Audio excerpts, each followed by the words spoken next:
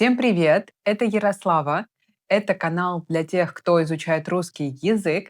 И на этом канале мы иногда, иногда часто, иногда не очень часто читаем разные новости, чтобы вы знали, что происходит в мире и, конечно, могли про это читать на русском языке. Ну что, давно у нас не было этой рубрики. Я называю нашу рубрику "Позавчерашние новости". У нас есть сегодня, вчера и позавчера, что было еще раньше. И наши новости, наши видео — это рубрика "Позавчерашние новости", новости, которые были уже давно. Что у нас было? У нас была встреча товарища Путина и товарища Трампа на Аляске. Мне интересна тема международных отношений, поэтому давайте поговорим об этом. Давайте поговорим об этой встрече. Почему нет? Я нашла для вас статью, в которой рассказывают об этой встрече, что там было, и, как мне показалось, не очень эмоционально. Сначала у меня была идея сравнить, что писали в либеральных медиа и в прокремлевских медиа, но там очень много было эмоций. Было очень много эмоций, поэтому я подумала: хорошо, будем, ам, держаться нейтралитета, будем постараемся быть нейтральными. И последнее, перед тем, как мы начнем. Если вам нравятся такие видео, где мы читаем разные новости, то, пожалуйста, поставьте этому видео лайк и напишите в комментариях, какие темы вам могут быть интересны. Потому что я всегда хочу брать темы, связанные с Россией, но с другой стороны, можно брать науку, медицину, открытия, изобретения, интересные новости со всего мира, не только про Россию, правильно? Поэтому напишите, что вам интересно, и мы готовы начать. Мы готовы начать читать. Как обычно, здесь у нас будет много разных интересных фраз, много разных интересных слов, и я буду спрашивать вас синонимы, я буду объяснять вам грамматику, этимологию. Поэтому берите чай, если у вас есть чай, или если у вас сейчас лето, берите что-нибудь прохладное, может быть, лимонад, и поехали. Все, начинаем. Встреча Путина и Трампа на Аляске. Кстати, у меня на канале есть видео, где мы читаем Википедию о еще одной сделке. Сделка о продаже Аляски, когда Российская империя продала Аляску США. Если вам интересно, то можете прочитать можете посмотреть это видео тоже. Итак, главное, самое основное, самое важное. Слово "главное" этимологически близко к слову "голова". Может быть, нужно писать вот так, но долго. И вы сразу видите что-то интересное. Слово "голова", "ола", и здесь "ла". Этот исторический процесс я не буду сейчас рассказывать подробно, но эту комбинацию вы можете увидеть во многих славянских языках. Например, самое банальное. Вы знаете молоко в русском языке, молоко, а в других славянских языках это может быть млеко. Так вот, слово голова, главное, что-то самое важное, а еще у нас есть слово глава. Вот эта цепочка голова, глава, главное. Где можно увидеть слово глава? Например, глава департамента, глава корпорации, глава правительства, например, главный человек. Поехали дальше. Состоялась пресс-конференция Путина и Трампа после переговоров на Аляске. Пресс-конференция — это, конечно, громко сказано, потому что пресс-конференция подразумевает, что там будут вопросы. Но вопросов не было, но было выступление, наверное, можно так сказать. Состоялось выступление, перформанс Путина и Трампа после переговоров. Переговоры, они переговорили, они говорили. Встреча Путина и Трампа продолжалась почти 3 часа. Продолжалась. Мгм. Какие могут быть синонимы? Самый простой, наверное, вы знаете, шла. Встреча шла, как время шло, длилась. Наверное, мне нужно вот так сделать. Сейчас попробуем. О, смотрите, какие технологии. Встреча длилась почти 3 часа. 2:45, если мне не изменяет память. Я сегодня говорю разными фразами. У нас уже было громко сказано, что это не пресс-конференция, это громко сказано. И если мне не изменяет память. Как прошел первый за 4 года российско-американский саммит в материале РБК? Да, это материал РБК. Вот 2 наших красавца стоят. Да, Владимир Путин и Дональд Трамп во время встречи на военной базе Эльмендорф-Ричардсон на Аляске. Поехали. После переговоров президенты, давайте я буду подчеркивать сразу. После переговоров президенты России и США выступили перед журналистами с заявлениями. Итак, они выступили. Где еще можно увидеть похожее слово? Конечно, если мы говорим о театре, о концертах, люди там, артисты выступают. Перформанс — это выступление. Артисты выступают на сцене. Я сегодня был на выступлении цирка, например. Президенты России и США тоже выступали, потому что они были на сцене перед всеми и говорили речь. Да, они выступали перед журналистами с заявлениями. Заявление — это официальная декларация чего-нибудь. И давайте посмотрим словообразование. Заявление — выступление, заявлять, выступать. Президенты выступили, президенты заявили. Все отлично. Они не сообщили о каких-либо конкретных договоренностях, но назвали разговор полезным и продуктивным. Они не сообщили. Они не рассказали, не сказали. И где вы видите слово сообщение, смотрите, выступление, заявление, сообщение. Где могут быть сообщения? В телефоне, в мессенджерах. Вы пишете сообщения друзьям. Друзья пишут сообщения вам. И, конечно, друзья не делают официальные сообщения. Друзья пишут вам обычные смс, обычное сообщение, но сообщить — это что-то официальное.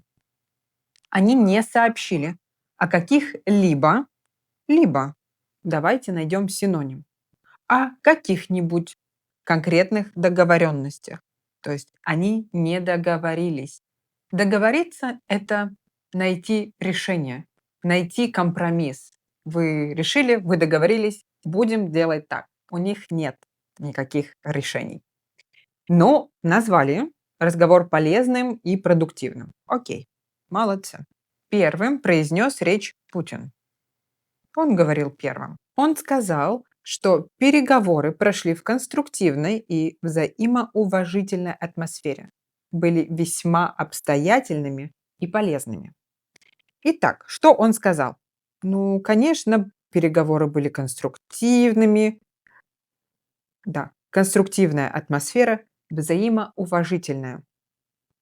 Уважать — это относиться к кому-то с уважением. В русском языке, в разговорной речи молодые люди тоже говорят просто респект, когда они с чем-то согласны и они говорят респект. Да, здесь была взаимоуважительная атмосфера. Взаимоуважительная значит с обеих сторон это было взаимно. Что может быть самым прекрасным в мире? Взаимно — это друг к другу. Что может быть самым прекрасным в мире? Это, например, взаимная любовь, да? А что может быть самым тяжелым? Это невзаимная любовь, когда один человек любит, другой человек не любит. И взаимоуважительная атмосфера, когда все относятся друг к другу с уважением. Все уважают друг друга. Они были весьма достаточно обстоятельными и полезными. По его словам, одним из центральных вопросов стала ситуация вокруг Украины. Интересно, почему? Я думала, что это цель их встречи. Ну ладно. Путин заявил, у нас было заявление. А можно как-то делать быстрее эти менять цвета? Ну ладно. Путин заявил, у нас уже было заявление, и вот он заявил. Мгм. Путин заявил, что в Москве видит стремление Белого дома и лично Трампа содействовать разрешению конфликта. Ну, стремление — это, конечно, идти к цели. Можно стремиться к чему-то. Это значит делать активные действия, что-то делать активно, чтобы этого достичь, чтобы это получить. И в Москве видит стремление Белого дома содействовать, что-то делать вместе, чтобы разрешить конфликт. Как много эвфемизмов. А также, что российское руководство, у нас были главы государств, которые как слово голова, а руководство, слово рука, руководить, руководитель, кстати, это босс, руководитель компании. Главные ответственные лица — это руководство, и эти люди руководят. Можно руководить компаниями, корпорациями. А, Да, российское руководство искренне, от всей души, от всего сердца заинтересовано в том, чтобы положить конец боевым действиям. Посмотрите на них. И положить конец — это синоним к слову «закончить», но такое более красивое. Даже не закончить, завершить. Мгм. Например, мы можем сказать: "Я закончил тренировку", но нельзя сказать: "Я положил конец тренировке". Это значит, вы ее полностью это значит, что вы ее полностью закончили. Все, ее больше нет. Это что-то уже более официальное, высокое. Что говорит товарищ Трамп? Давайте посмотрим. Кстати, как зовут его отца? Давайте посмотрим. Так, отец Дональда Трампа. Фред Трамп. Трамп Дональд Фредович. Дональд Фредович. Трамп Фредович, в свою очередь — это когда один за другим. Например, можно стоять в очереди в супермаркете. На кассу вы ждете, когда все люди купят и будет ваша очередь. В шахматах ходят по очереди. Сначала один, потом другой. Один, потом другой. Это по очереди. И Трамп, в свою очередь, то есть после Путина, назвал встречу очень продуктивной. И добавил, сказал плюсом, что ее участники достигли существенного прогресса. Существенный значит большой, ощутимый, не маленький, ну, достаточно большой, существенный. При этом плюсом он отметил, он добавил, мы не смогли найти полного понимания. К сожалению, пока сделки нет. Президент США сообщил, еще раз сообщил, сообщение, что созвонится с представителями ЕС, НАТО и Владимиром Зеленским, чтобы проинформировать их об итогах встречи. Итоги — это результаты, что было в конце, результатах встречи. И самое главное, наверное, Это то, что у нас неплохой, хороший очень шанс достичь мирного урегулирования. У нас это слово уже было. Очень хороший шанс достичь мирного урегулирования. И здесь участники достигли прогресса. Достичь– это до какой-то цели. У вас есть цель, и вы к ней идете, вы к ней движетесь.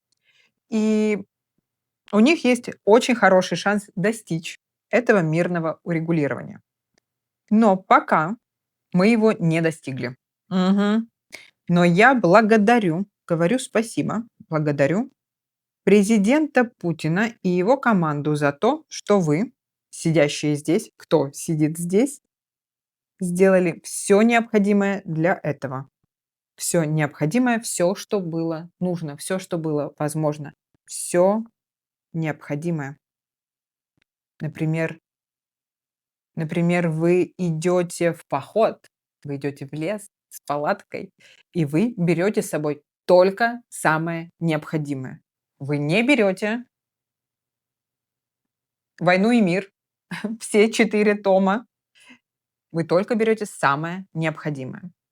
Или вы летите в отпуск, и у вас только один рюкзак.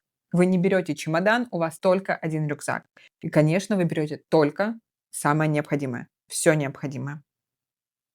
Отвечать на вопросы журналистов президенты не стали. Вот такая пресс-конференция. Давайте посмотрим, как оценивают эти итоги, результаты переговоров эксперты и СМИ. СМИ– это средства массовой информации. Это газеты, журналы, блоги, может быть, журналисты. Вы поняли. Корреспондент Financial Times Кристофер Миллер, ссылаясь на источники, близкие к президенту Украины, написал, что в Киеве не видят от этих переговоров никакого прогресса.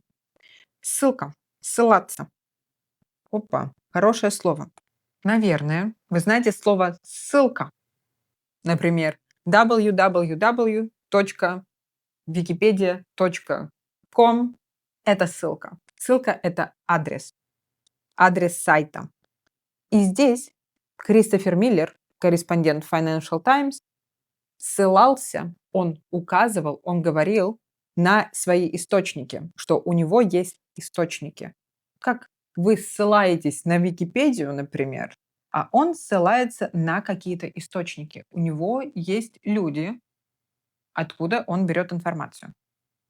И эти источники, эти люди, я надеюсь, люди, ну, в том плане, что это не роботы, не искусственный интеллект, близкий к президенту Украины, написал, что в Киеве не видят от этих переговоров никакого прогресса. Один из собеседников, кто с ним беседовал, упс, охарактеризовал встречу на Аляске как nothing burger. Бургер ни с чем. Если честно, это выражение стало причиной, почему я вообще захотела записать это видео, потому что звучит очень смешно. Бургер ни с чем. И у нас есть несколько альтернатив, как можно перевести nothing burger. Бургер– это бургер, понятно. Можно сказать ни с чем, потому что с нам нужен instrumental, творительный падеж. И чем– это от слова что. Мгм. Форма творительного падежа от что– это чем. Ни с чем. Потом, другое слово у нас есть, это слово ничто. Zero. Ничто. Ноль. И тогда можно сказать бургер с ничем. Ничто– это nothing, буквально. Бургер с ничем. Вот это первый вариант, это второй вариант. И третий вариант– бургер без ничего. Видите, ничем. Творительный падеж, instrumental, без ничего. Родительный падеж, genitive. Так что вы можете говорить бургер ни с чем, бургер с ничем или бургер без ничего. И Что еще может быть? Например, круассан. Простой круассан– это круассан с ничем или без ничего. Круассан, блины без ничего. Просто блины– это без ничего или с ничем. Потом, что еще может быть? Вы пришли на день рождения к другу без ничего, без подарка, с пустыми руками, без ничего. Или вы пошли, или вы пошли в казино, но ушли с ничем. Вы ничего не выиграли, вы ушли с ничем. Бургер ни с чем. Сленговое выражение, фраза, используемое, используемое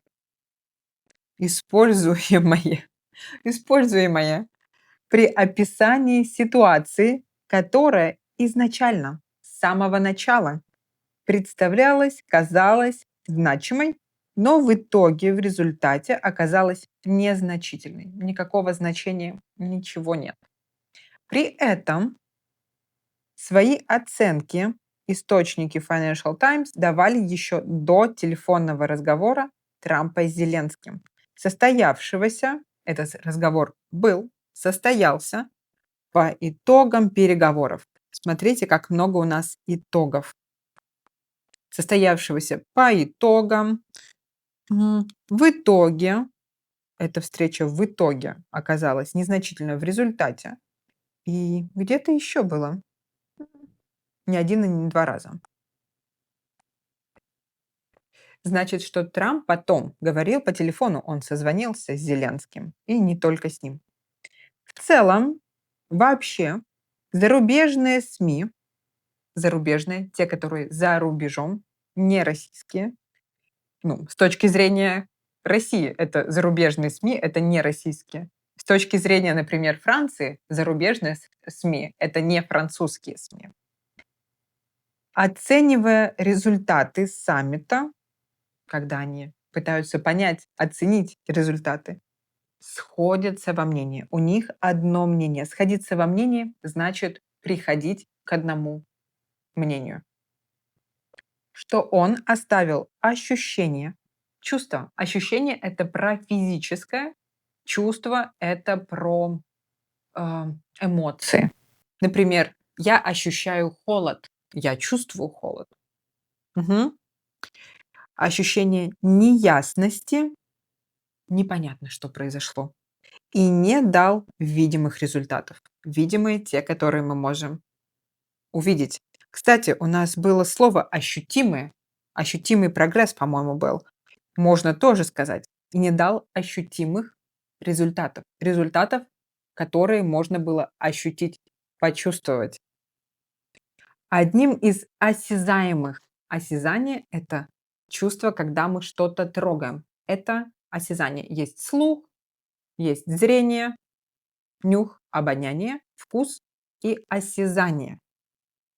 Одним из осязаемых итогов, те, которые можно потрогать, журналисты называют возвращение Путина в дипломатический круг.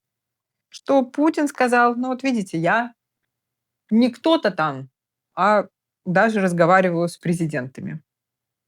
Эксперты, опрошенные РБК, кого спросил РБК? РБК– это статья, которую мы сейчас... РБК– это журнал, газета, медиа, как называть? Статью которых мы сейчас читаем. Эксперты, опрошенные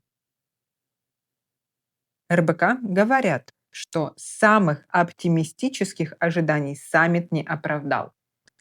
Оправдал, значит, правда, это не стало правдой.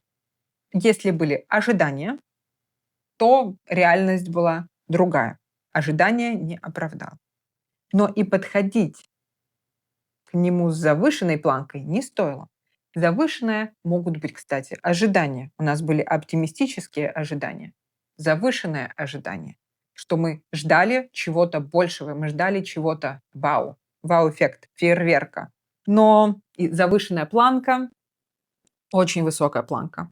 Может быть тоже заниженная планка, когда очень низкие стандарты. Да, заниженная планка. Завышенная планка, стандарты очень высокие. Заявления по итогам встречи носили скорее декларативный и символический характер. Но при этом, полагают эксперты, думают эксперты, Путин и Трамп показали готовность, что они готовы к диалогу и заложили основу для дальнейших переговоров. Вот такие дела, вот такая новость у вас, у всех нас была. Я буду с интересом следить за тем, что будет происходить дальше. И скажите мне, пожалуйста, на какие темы вам интересно читать новости? И до скорой встречи. Пока-пока.